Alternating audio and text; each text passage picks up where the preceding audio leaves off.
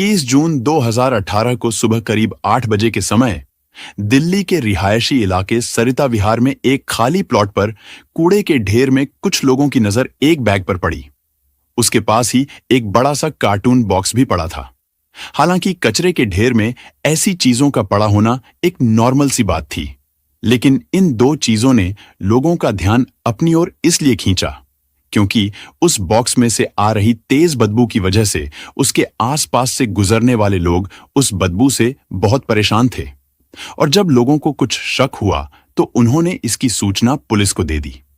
कुछ ही मिनटों में दिल्ली पुलिस भी मौकाए वारदात पर पहुंच गई, लेकिन जैसे ही उस बैग और बॉक्स को खोला गया तो पुलिस वालों के भी होश खराब हो गए, क्योंकि उस कार्टून बॉक्स में एक लड़की की शव थी और वो भी 7 अलग अलग टुकड़ों में, यानी सब कुछ अलग अलग था।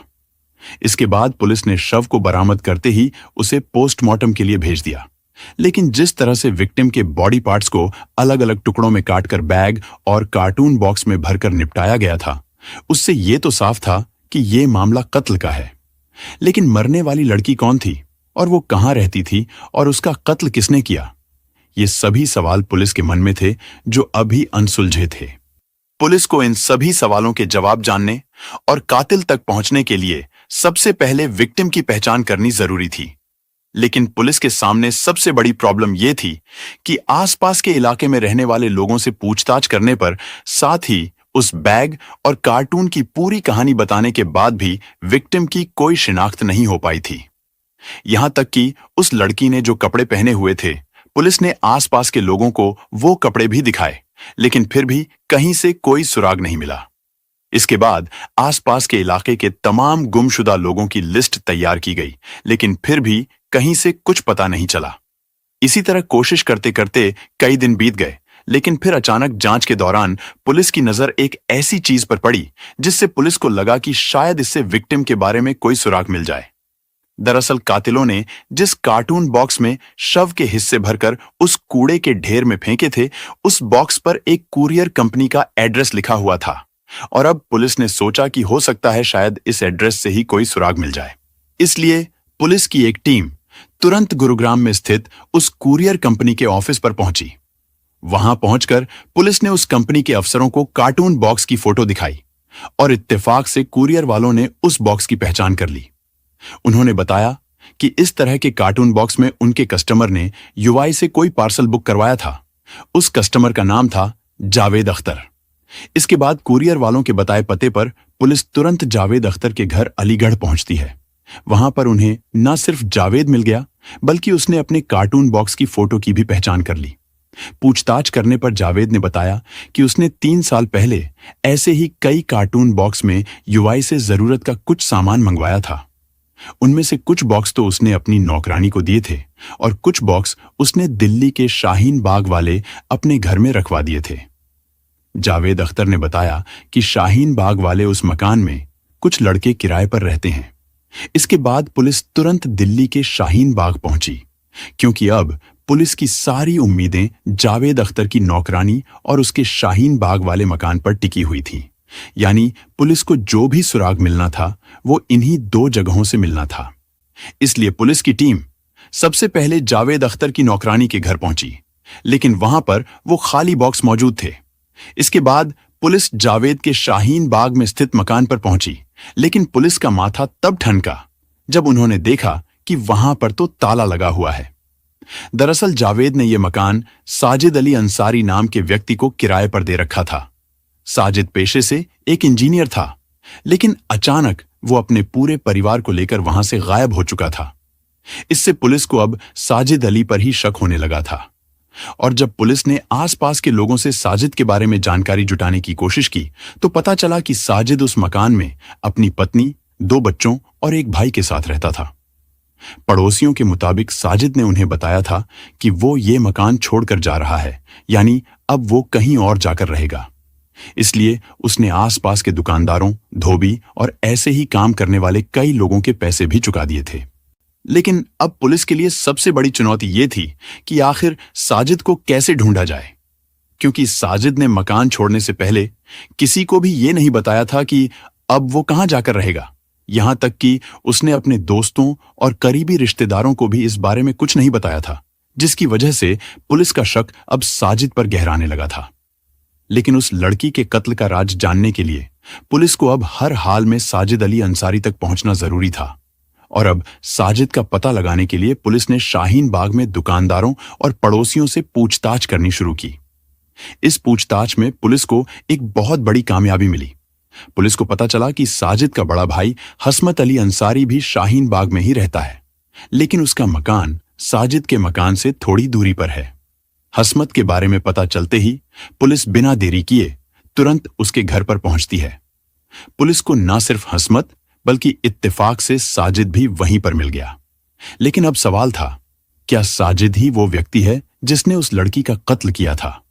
लेकिन वो शव किसकी थी जिसे कार्टून बॉक्स में भरकर ठिकाने लगाया गया था? और अगर साजिद का इस कत्ल से कोई लेना देना नहीं था, तो फिर अचानक उसने अपना मकान क्यों छोड़ दिया था? सवाल तो कई थे, पर अभी जवाब एक भी नहीं था। लेकिन अब पुलिस को भी हर सवाल का जवाब चाहिए थी, इसलिए पुलिस ने साजिद और हसमत अली से पूछताछ शुरू की। पहले तो साजिद और हसमत ने पुलिस को गुमराह करने की बहुत कोशिश की। उन दोनों ने खुद को बेकसूर बताया। मकान बदलने को भी साजिद ने महज एक इत्तेफाक ही बताया।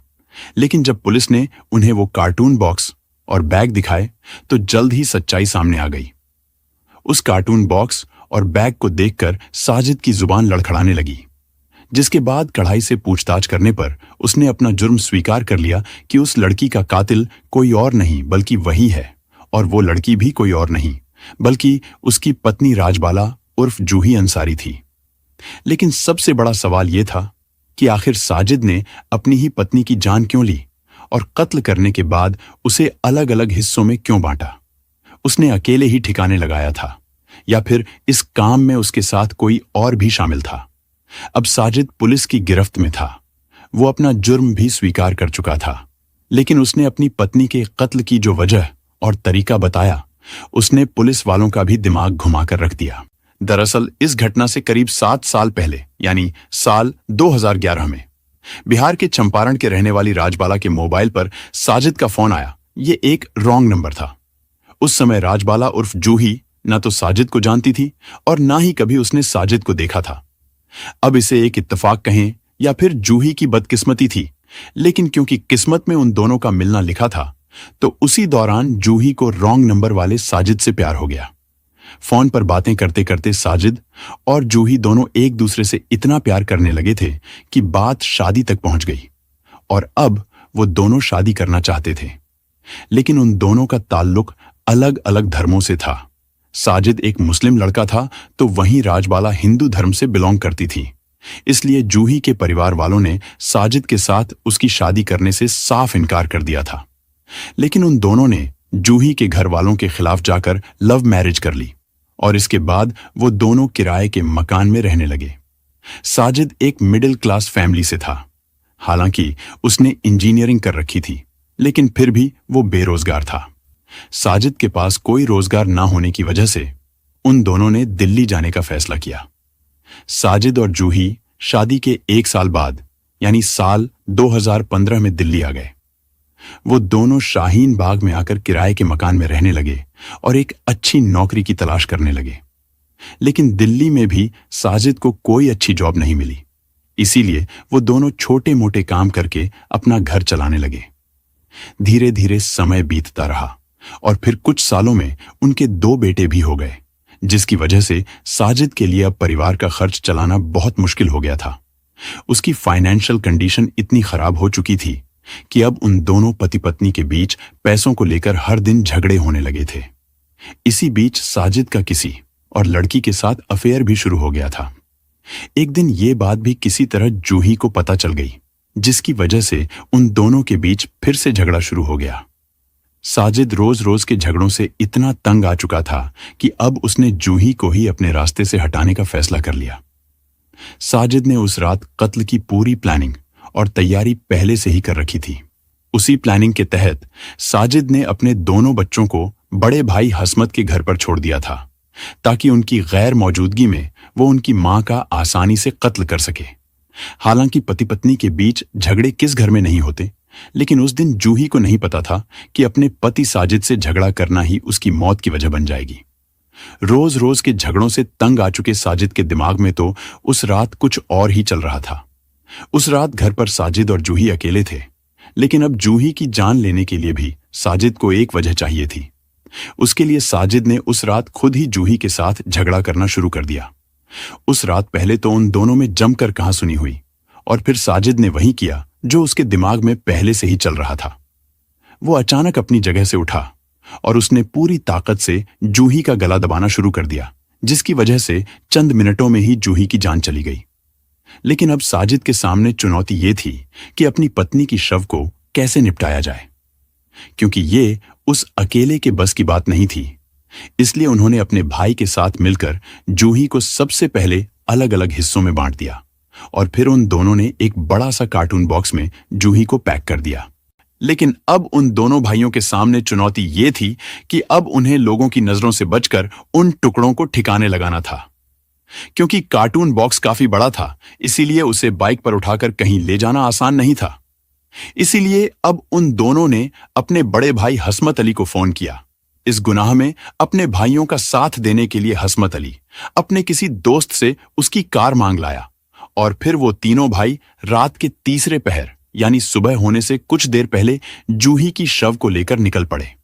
वो लोग पहले तो काफी देर तक उस पूरे इलाके के चक्कर लगाते रहे ताकि लोगों की नजरों से बचकर उस शव को ठिकाने लगा सकें, और फिर उन्हें सरिता विहार के हाजी कॉलोनी इलाके में एक कूड़े का ढेर नजर आया। इसके बाद चुपके से कार्टून और बैग दोनों को कूड़े में फेंककर वो लोग वहां से फरार हो गए। वारदात को पूरे अंजाम देने के बाद सुबह सुबह ये अपने उस जगह पर पहुंचे जहां कत्ल किया गया था।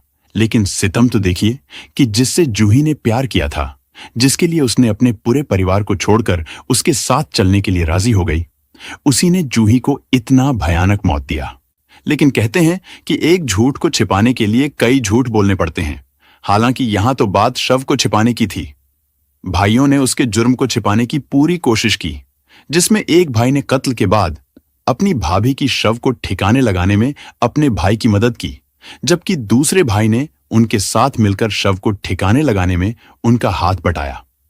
इधर 7 जन्मों का साथ निभाने का वादा कर साजिद ने राजबाला उर्फ जूही के साथ इस घटना से 7 साल पहले ही शादी की थी। लेकिन मात्र 7 सालों के भीतर ही आर्थिक तंगी को लेकर उन दोनों के रिश्ते इतने खराब हो गए थे कि साजिद ने अपनी पत्नी को बड़ी ही बेरहमी से कत्ल करके उसकी शव के साथ कर दिए। लेकिन जिस बॉक्स में शव को ठिकाने लगाया गया था, आखिर उसी बॉक्स के जरिए पुलिस ने कातिलों का पता लगा लिया था। वैसी वजह चाहे जो भी हो, लेकिन ये जुर्म जितना खौफनाक था, इसकी कहानी भी उतनी ही अफसोसनाक थी। खैर, पुलिस ने उन तीनों के दिए गए बयान और सबूतों के आधार पर उनके खिलाफ चार्जशीट तैयार करके उन्हें कोर्ट में पेश किया, जहां से उन्हें जेल भेज दिया गया। हालांकि ये केस अभी भी कोर्ट में चल रहा है और आरोपियों को सजा होना अभी बाकी है।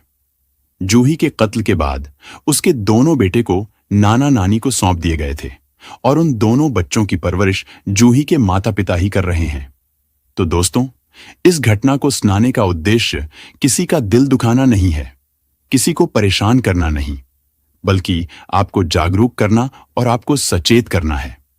तो इसी के साथ हम आपसे विदा लेते हैं। फिर मिलते हैं एक और सच्ची घटना के साथ।